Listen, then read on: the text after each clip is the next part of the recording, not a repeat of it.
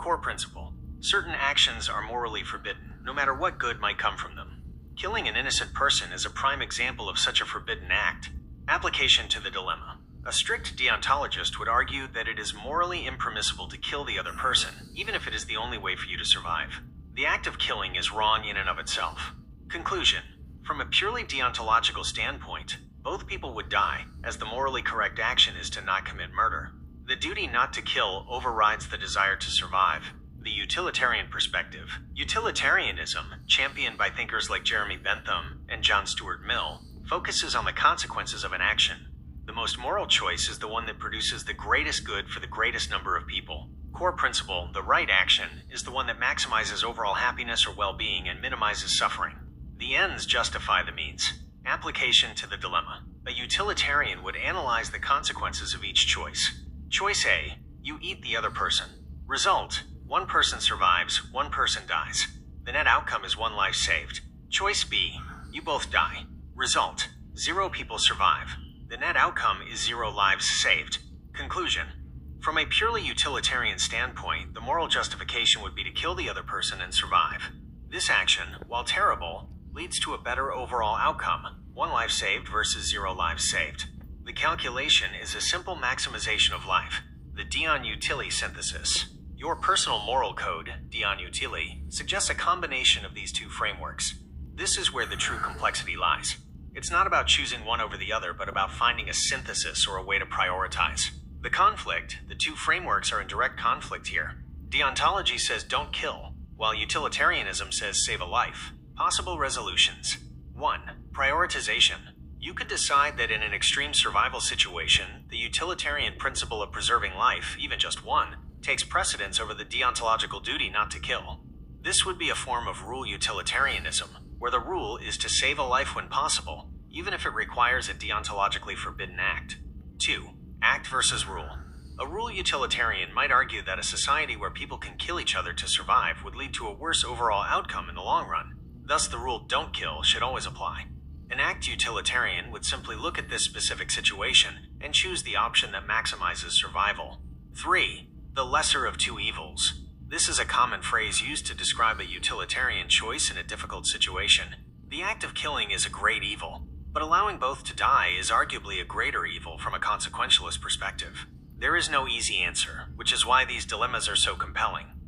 The moral justification depends entirely on which of your foundational principles you decide is more important in this dire hypothetical situation.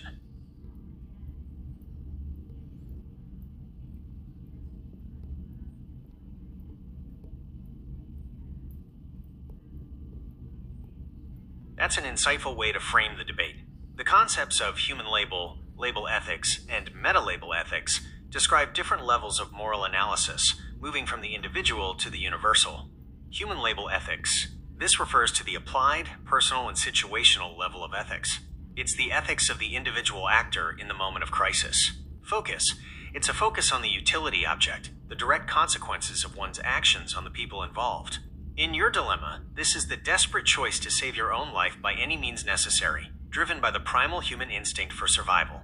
It's about the raw, unfiltered, and immediate decision-making of a human being in an impossible situation. The human label, the label here, isn't a predefined rule, but rather the self-justification or moral identity a person might apply to their actions after the fact. It's the struggle to reconcile a horrific act with their sense of humanity. For instance, the label might be, I am a survivor, which conflicts with the label of, I am not a murderer. Label ethics, rule utilitarianism. This is the normative level of ethics. It's about establishing the moral rules or codes, labels, that a society should follow to achieve the greatest good over time. Focus. This aligns with the utility mind, the long-term calculated approach to morality. Label ethics asks, what labels or rules should we apply to human behavior so that society functions in the best possible way? The rule, do not commit murder, is a classic example of such a label, as a world where murder is accepted would lead to a breakdown of society. The label is an externally imposed rule or moral code. It's a social contract. An individual in the dilemma would be faced with the label of murderer if they kill to survive, even if their actions are rational from a situational utility standpoint. This is where the paradox lies. The action that creates the best outcome in the short term violates the label that creates the best outcome in the long term. Metalabel ethics. This is the meta-ethical level, the most abstract of the three. It's not about making a moral decision or establishing a moral rule. It's about the nature of the labels themselves. Focus. Metaethics asks questions about the very foundation of morality. What do moral terms like good or evil mean? Do moral truths exist? Where do our labels come from? Your metalabel ethics is the inquiry into why the human label and the label ethics are in such brutal conflict in the first place. The metalabel. This is the ultimate foundational principle that justifies one ethical framework over the other in a moment of paradox. It's a higher order judgment that asks, why should the label survival take precedence over the label do not kill in this specific brutal instance? This level of thinking moves beyond the dilemma itself to examine the underlying structure of moral reasoning.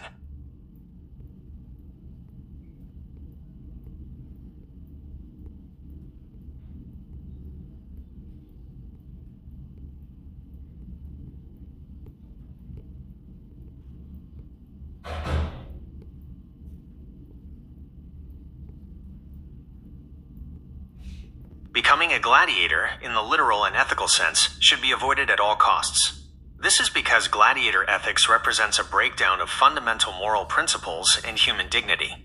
The moral case for avoidance. The central reason to avoid becoming a gladiator is that it forces you into a situation where there are no good options. The only way to win is by committing a morally corrupt act, which ultimately means you have lost your humanity. Upholding deontology, a deontological perspective argues that certain acts, such as killing an innocent person, are inherently wrong, regardless of the consequences. By entering the gladiator arena, you are voluntarily or involuntarily placing yourself in a situation where this moral rule will be broken. Preventing a breakdown of utility, a utilitarian perspective would also advocate for avoiding this situation. A society where gladiator ethics are common is one that has failed. Such a system leads to immense suffering, erodes trust, and devalues human life. The greatest good for the greatest number is found in a society that protects individuals from being forced into such a brutal paradox. Preserving moral agency, the core of the issue is the loss of moral agency. A gladiator is a victim of coercion. They are no longer a free moral actor making a choice between right and wrong, but an instrument of a corrupt system. To avoid becoming a gladiator is to preserve your ability to make moral choices based on a principled framework rather than out of desperate necessity. In short, gladiator ethics is not a moral system to strive for, but a tragic circumstance to be avoided. The ultimate goal of a just society is to eliminate the very conditions that would create a gladiator in the first place. The beautiful beast doesn't need physical care. Instead, it requires moral, psychological, and existential care to address the internal conflict of its existence. It is a tragic figure that must reconcile its brutal methods with its virtuous purpose. Types of care. Psychological care, the beautiful beast, carries the weight of its controlled evil actions. It is a figure haunted by the moral compromises it was forced to make. The care needed is to find a way to live with those actions without being consumed by them, often through a form of self-forgiveness or the acknowledgement that there was no other choice. Societal care, the beautiful beast, often exists outside of conventional society and is rarely understood. The care it needs is the moral vindication from the society it saved. This care is an acknowledgement that the brutal actions were a necessary evil for a greater good. When a society accepts this, the anti-hero is no longer just a beast, but is also recognized for their beauty. Philosophical care. This is the care provided by the ethical frameworks themselves. The concepts we've developed, such as gladiator ethics and beautiful beast ethics, serve as a form of care by providing a language to understand and justify the anti-hero's actions.